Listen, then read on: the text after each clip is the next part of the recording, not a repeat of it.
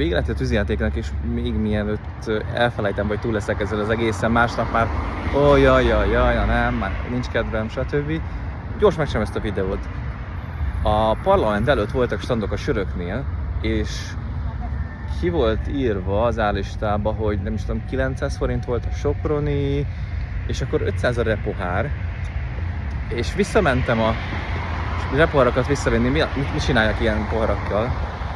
Mindegy, repohár, környezetet kell óvni, stb. Oké, tök király, és nem veszik vissza.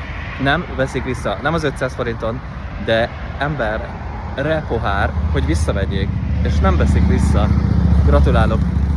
Gratulálok annak a cégnek, aki full megtévesztve repoharakat árul 500 forintokért, hogy vedd meg a szart, és utána nem tud visszavinni. Ez gyönyörű, ilyenek a magyarok, ez a lehúzás, ez megy, mindenkit használjunk ki, mindenkivel fizetessünk ki minden szart, undorító. Gratulálok minden ilyennek, aki így árulja a szarjait. Szép volt.